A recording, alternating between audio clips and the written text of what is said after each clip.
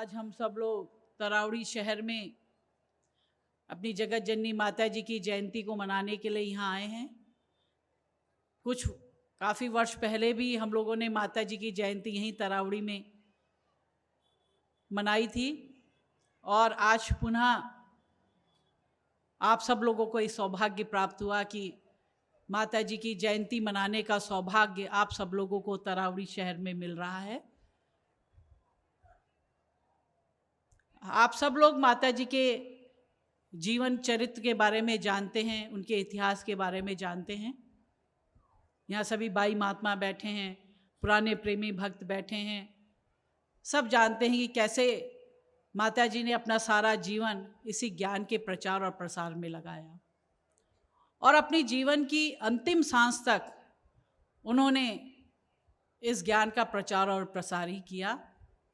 और उनकी एक अंतिम इच्छा यही रहती थी कि पूरे घर घर में, गांव गांव में, शहरों में, देशों में, विदेशों में जो है इस ज्ञान का दीपक प्रज्वलित हो और हर जीव का जो हृदय है वो ज्ञान से प्रकाशित हो, वो अंधकार में ना रहे। आज उन्हीं के बताए हुए पथ पर हम सब लोग बाई महात्मा प्रेमी गण लोग चल रहे हैं और हम लोगों का लक्ष्य भी यही होना चाहिए। हम सब लोगों के जीवन का उद्देश्य भी यही होना चाहिए और मेरा तो मानना भी यही है कि हम जो जयंती मनाते हैं सही अर्थों में वही सिद्ध होती है जब हम उन महान पुरुषों के बताए हुए मार्ग का अनुसरण करें, उनका अनुकरण करें। हम क्यों महान पुरुषों की जयंती मनाते हैं? युग बीत गए, सदियां बीत गई, वर्षों बीत गए, हम लोग महान पुरुषों की जयंतियों को मनाते हैं। हम लोग इसीलिए महान पुरुषों की जयंती को मनाते हैं कि हम लोग कम से कम, जो जीव है वो तो याद करता नहीं, लेकिन जयंती मनाने कर हम लोग साल में एक बार तो उनके जीवन को याद कर लें, उनके कार्यों को याद कर लें, उनके कर्मों को याद कर लें और उन्होंने जो जीवन में हम लोगों को जो प्रेरणा दी है और जिस पथ पे चलने को हम लोगों को दिशा निर्देश दिया है, उस मार्ग का हम लोग अनुसरण करें, उस मार्ग का हम लोग अनुकरण करें। और जब हम ये सब करते हैं तो सही अर्थों में हम उन महान पुरुषों की जयंती को मनाते हैं। केवल आए, भंडारा खा लिया, भंडारा बहुत अच्छा बना है भाई, हलवा भी खाने को मिला, देसी घी का हलवा खाने को मिला, मटर पनीर भी मिल गया और भी 2-4 व्यंजन खाने को मिल गए, तो कह दिया प्रोग्राम बहुत अच्छा हुआ। सत्संग का कोई जिक्र नहीं, संत महात्मा क्या बात कह गए, महान पुरुष क्या बात कह गए, उसका कोई जिक्र नहीं। केवल हम क्या, कहाँ तक सीमित हैं? केवल अपने पेट तक ही सीमित रह जाते हैं, केवल ध्यान भंडारे तक ही सीमित रह जाता है, केवल वो स्वाद जीवा तक ही सीमित रह जाता है। लेकिन उन महान पुरुष ने हमें क्या संदेश दिया, किस मार्ग में चलने की प्रेरणा दी, किस मार्ग को अनुसरण करने का हमको दिशा निर्देश दिया, वो सब बातें हम भूल जाते हैं। तो सही अर्थों में हम महान पुरुषों की, आज हम माता जी की जयंती मना रहे हैं, यहाँ इकट्ठा हुए हैं, तो सही अर्थों में जयंती तभी सार्थक सिद्ध होगी जब हम उनके बताए हुए मार्ग में चलें।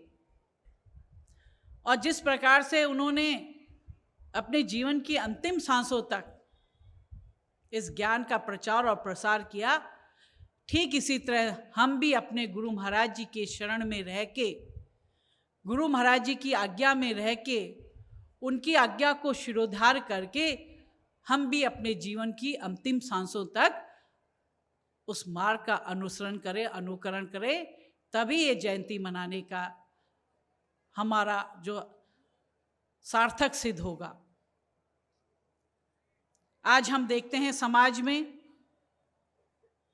कि आज की जो नौजवान पीढ़ी है, जो आदर सम्मान अपने माता पिता को देना चाहिए, जो आदर अपने माता पिता को, अपने बुजुर्गों को, अपने बड़े लोगों को देना चाहिए, वो आदर सम्मान नहीं रह गया। आज जीते जी तो हम उनका सम्मान नहीं कर रहे, लेकिन जब माता पिता जो है अपना शरीर छोड़ के चले जाते हैं तो तेरहवीं की जाती है, बड़े बड़े उपमान बने जाते हैं, लोगों को भंडारा कराया जाता है, बरसी होती है, बड़े बड़े उपमान पकवान जो है पकाए जाते हैं और खूब खिलाया जाता है, अपनी मान प्रशंसा की जाती है, मान बढ़ाई करी जाती है, फोटो में भोग लगाया जाएगा। जीते जी तो माता पिता की आज्ञा में रहे नहीं, जीते जी तो माता पिता का सम्मान किया नहीं, जीते जी तो कभी उन्हें थाल परोस के उनको खिलाया नहीं होगा, लेकिन मरने के बाद केवल अपनी मान बढ़ाई के लिए, अपनी मान प्रशंसा के लिए लाखों रुपए खर्च कर देंगे। आज बड़ा दुख होता है। अभी हम लोग महाराज जी के चुनाव में गांव गांव जब जा रहे थे, तो जब गांव गांव पहुंच रहे थे तो क्या देख रहे थे कि घरों में तो जो है, जो यूथ है, जो उनके बेटे बहुएं तो रह ही नहीं गए, केवल वृद्ध वृद्ध माता पिता घरों में रह गए। और एक जगह तो हमको जो 100 साल की एक वृद्ध महिला मिली और वो अकेली उस घर में थी। जब हमने कहा आपके कितने बच्चे हैं, तो कहते मेरे 3 बेटे हैं। कहाँ रहते? कहते दिल्ली रहते हैं। तो मैंने कहा कि आप क्यों नहीं अपने बच्चों के पास चले जाते, इतनी वृद्धावस्था में आप यहाँ अकेले रह रहे हैं, खाना भी बनाना पड़ता है, कपड़े भी धोने पड़ते हैं, सब कुछ करना पड़ता है। तो लेकिन उसका स्वाभिमान इतना था, एकदम से गुस्से में आ गई और कहने लगी मैं क्यों जाऊं अपने बच्चे के पास, क्यों जाऊं अपने बेटे के पास। ये देखो मेरे पति ने, जो उसका पति का बनाया हुआ 2 कमरों का घर था, उस कमरे को दिखा के कहने लगी देखो मेरे पति का ये महल मेरे को बना के दे रखा है, मैं अपने पति के महल को छोड़ के अपने बेटे के घर में क्यों जाऊं। और आप विश्वास नहीं करेंगे, उसने 4 जो उसके पास गाय थी, वो गायों को बुला रही थी, शाम का समय थे, गाय को बुला रही थी। तो मैं कहा कितनी गायें? कहते गायें उसके 3 बच्चे हो गए, हर साल एक एक बच्चा हो जाता, तो 4 कहते मेरे पास पशु है। उन पशुओं को बुला रही थी, तो उन पशुओं का भी चारा करना पड़ता होगा, खाना भी बनाना पड़ता होगा, कपड़े भी धोने पड़ते होंगे, हर काम करना पड़ता होगा। तो जब मैंने तो अपनी बात करने लगी तो कहने लगी कि मेरा बेटा अभी पिछले दिनों आया था, बहुत बारिश हो रही थी और अंधेरा हो गया, तो मैंने किसी बगल में से किसी लड़के को बुला के कहा कि अपने मोबाइल में से ये फ़ोन कर, उसको कर। चिंता थी, माँ की चिंता थी बेटे के लिए, चाहे बेटा पूछ नहीं रहा था, लेकिन यही माया मोह है, माँ की चिंता थी कि बारिश हो रही थी, मेरा बेटा पता नहीं समय पे पहुँचा कि नहीं पहुँचा। तो उसने कहा फ़ोन लगा। तो जब फ़ोन लगा तो बहू ने फ़ोन उठाया, तो जब कहती मैंने बात करी तो बहू कहती कि कौन बोल रहा है, हम आप तुमको पहचानते नहीं हैं। अपनी सास के लिए उसने ऐसा जवाब दिया। तो जब उस बहू से उसको ये जवाब मिलता है, ये तभी तो वो अपने बेटे बहू के पास नहीं जाती, जो कोई सम्मान नहीं मिलता। तो 100 वर्ष की अवस्था में भी वो अकेली रह रही थी। शरदे जी सुयज जी गांव में गए तो वहां 107 वर्ष का एक वृद्ध व्यक्ति मिला। तो शरदे जी सुयज जी को बड़ा दुख भी हुआ। उन्होंने पूछा बाबा आपका खाना कौन बनाता है? कहता मैं ही बनाता हूँ। उनका बाबा आपके कपड़े कौन धोता है? कहते मैं खुद धोता हूँ। तो सारे जो है काम, तो बड़ा दुख होता है कि आज की स्थिति में 100 वर्ष की एक माँ, 107 वर्ष का एक पिता, ये नहीं कि उनके संतान नहीं है, संतान है, लेकिन सब जो है छोड़ के, कोई दिल्ली बस गया, कोई चंडीगढ़ बस गया, कोई फरीदाबाद बस गया, कोई बम्बई बस गया, सब चले गए और वृद्ध माता पिता को वहीं छोड़ा हुआ है। कितने लोग देखे 90 साल के ऊपर, तो कितने सब गांव में घरों में वही रह गए, जवान कोई है ही नहीं, सब वृद्ध है, माता पिता रह गए। तो बड़ा दुख होता है ये देख के कि आज जिन माता पिता ने हमें पैदा किया, हमें बड़ा किया, पाला पोसा, वही संतान आज उन्हें छोड़ छोड़ के अपना तो चले गए अपनी बीवी बच्चों को लेके। कितनी महिलाएं हमें कहने लगी, वृद्ध महिलाएं, बेटे की शादी करी, बहू आई, जहाँ एक बच्चा हुआ 2 साल का होता नहीं, कहते हमें तो पढ़ाना, देहरादून चला जाता है, कोई हरिद्वार चला जाता है, कोई कोटद्वार बस जाता है, और वो सब चले गए। कई माताएं कहने लगी, भाई आजकल की लड़कियां तो कोई खेती में काम करना चाहता ही नहीं, पाँव ही नहीं धरना चाहता, तो अपने पतियों को कहती है कि हम तो यहाँ नहीं रहेंगे, चलो यहाँ से। तो सब ही चले गए। पहले जब हम फॉरेन में जाते थे तो ओल्ड एज होम की बात हम सुनते थे कि ओल्ड एज होम बनाया जाता है, और माता पिता जब वृद्ध हो जाते हैं तो बेटे बहू उनकी सेवा नहीं करना चाहते, तो उनको वहाँ ओल्ड एज होम में डाल देते हैं। लेकिन आज हम देख रहे हैं वही प्रथा जो है ये भारतवर्ष में भी आ गई है। कितने शहरों में हम देखते हैं ओल्ड एज होम बनाए जा रहे हैं। आज बेटा संपन्न हो गया है, अच्छी अच्छी नौकरी लग गई है, बड़े बड़े कहीं ऑफिसों के डायरेक्टर हो गया है, ऑफिसर बन गया है, लेकिन जो है अपने माता पिता को ओल्ड एज होम में डाल दिया जा रहा है कि हम माता पिता की सेवा नहीं कर सकते। अरे वृद्ध में कितने खाएगा? 2 रोटी आदमी खाता है, 2 रोटी दिन में खाएगा, 2 रात को खाएगा, लेकिन वो 2 रोटी भी अपने माता पिता को नहीं खिला पा रहे हैं। तो ये आज एक स्थिति ये बन गई है। तो मेरा यही कहना है कि भाई जीते जी जो सेवा करनी है वो अपने माता पिता की करो। मरने के बाद आप 36 प्रकार के व्यंजन भी खिलाओगे तो उनके पास नहीं पहुंचने वाला। जीते जी जो सेवा करनी है वो करो। एक माँ ही होती है, जब बच्चा पैदा होता है, आज जब वो बिस्तर को गीला कर देता, अब तो डायपर का ज़माना, ये तो डायपर का ज़माना, लेकिन जब डायपर नहीं होते थे तो जो है जब बच्चा बिस्तर रात को गीला कर देता था तो माँ जो है सूखे में बच्चे को कर देती तो गीले में खुश होती थी। अपना माता पिता ने भरपेट भोजन नहीं किया होगा लेकिन बच्चों को खिलाया होगा। आज ये बड़ी एक समाज की विडंबना है कि एक माता पिता अपने 4 बेटों को पालन पोषण कर लेते हैं, लेकिन 4 बेटे अपने एक माता पिता का लालन पालन पोषण नहीं कर पाते, उनको 2 रोटी नहीं खिला पाते। ये एक समाज की बड़ी कटु सत्यता है ये। और आज आप स्वयं देख रहे होंगे अपने अड़ोस पड़ोस में, अपने समाज में, ये कोई बिरला घटना नहीं है, ये आज हर घर घर की एक कहानी हो रखी है।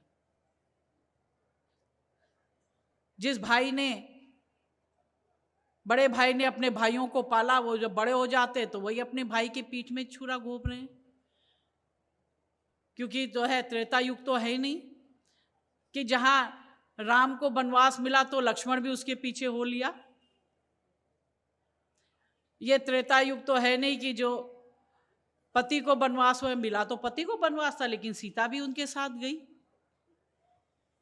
तभी तो कहा कि भाई पत्नी कैसी होनी चाहिए? पत्नी सीता के समान होनी चाहिए, कि जब पति को वनवास हो तो वो भी पति के साथ वनवास चली गई। आज की नारी होती तो कहती कि भाई वनवास तो आपको मिला है, पहले तो बेटा जाता ही नहीं। ऐसे बेटे नहीं होते कि पुत्र कैसा होना चाहिए? राम के समान पुत्र होना चाहिए। कि पिता ने, दशरथ ने कहा कि भाई कैकेयी ने मुझसे वरदान मांगा था और अब वो कैकेयी वरदान मांग रही है कि तुमको वनवास हो, तुम्हें वनवास जाना पड़ेगा। कहाँ तो भगवान राम को राज तिलक होने वाला था और कहाँ उनको वनवास की आज्ञा दे दी। लेकिन प्रभु राम ने एक शब्द भी पिता के आगे नहीं रखा कि मुझे क्यों आप वनवास भेज रहे हैं। उन्होंने सहर्ष पिता की आज्ञा को स्वीकारा और वनवास के लिए तैयार हो गए। आज का पुत्र होता तो कहता पिताजी आप कौन होते हैं मुझे वनवास देने वाले। वो अपने पिता को ही वनवास भेज देता लेकिन खुद नहीं जाता। ये आज का कलिकाल का प्रभाव है। पत्नी वो होनी चाहिए सीता की तरह, जैसे आजकल अगर होती तो कहती कि भैया आपको आज्ञा दी गई है, मैं क्यों जाऊं, मैं तो अपने यहीं राजमहल में अपने ठाठ करूंगी। लेकिन सीता अपने पति के अनुसरण किया, उनके साथ वन में गई। भाई कैसा होना चाहिए? लक्ष्मण जैसा होना चाहिए। और कोई भाई होता तो कहता भाई आज्ञा तो राम को हुई है, मैं क्यों कष्ट झेलूं, मैं क्यों अपनी पत्नी को छोड़ के जाऊं, अपना राजमहल छोड़ के जाऊं। लेकिन उन्होंने कहा नहीं भैया, मैं आपके पीछे जाऊंगा, आपका अनुसरण करूंगा, आपकी सेवा करूं। और उन्होंने जो है भगवान राम की वनवास में सेवा करी, वनों में सेवा करी। तो ये जो महान पुरुष होते हैं, उन महान पुरुष के जीवन से हमको सीखना चाहिए। हमेशा जीवन में जो हमें ये मनुष्य तन मिला है, मनुष्य जीवन मिला है, इस समाज से हमको जो है अच्छाई को ग्रहण करना चाहिए, बुराई को नहीं ग्रहण करना चाहिए। आज हम समाज में रहते हैं, समाज के जो भौतिक जो आकर्षण हैं वो हमको इतनी जल्दी आकर्षित करते हैं कि हम फौरन उसमें बह जाते हैं और ये नहीं देखते कि हम एक गलत मार्ग का अनुसरण कर रहे हैं, हम गलत दिशा में जा रहे हैं। लेकिन उसका इतना आकर्षण है कि उसमें इतनी जल्दी हम आकर्षित हो जाते हैं और उसी की तरफ हम लोग चलने लग जाते हैं। तो सही मार्ग को हम छोड़ के गलत मार्ग का अनुसरण करने लग जाते हैं। गुरु महाराज ने हमको क्या दिशा निर्देश दिए, कैसे रहने की हमें आज्ञा दी है, कैसे हमारा आचरण होना चाहिए, कैसा हमारा व्यवहार होना चाहिए, वो सब बातें हम भूल जाते हैं और जो है हम गलत रास्ते को अख्तियार कर लेते हैं। इसीलिए तो बाई महात्मा जी आप लोगों को बार बार यही प्रेरणा देते हैं, यही शिक्षा देते हैं कि आओ गुरु महाराज जी के सत्संग में आओ, गुरु महाराज जी के दर्शन करो, उनका सानिध्य को प्राप्त करो।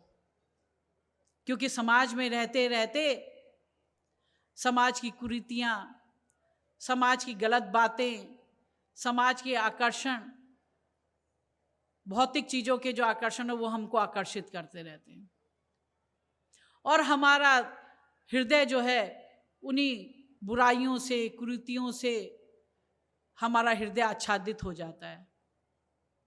लेकिन जब हम गुरु महाराज जी के दर्शन करते हैं, उनका सत्संग का श्रवण करते हैं, तो सारी बुरी बातें, वो बुराइयां, कुरीतियां, वो स्वतः ही हमारे हृदय से साफ हो जाती है और हमारा हृदय फिर से जो है साफ, निर्मल और स्वच्छ हो जाता है।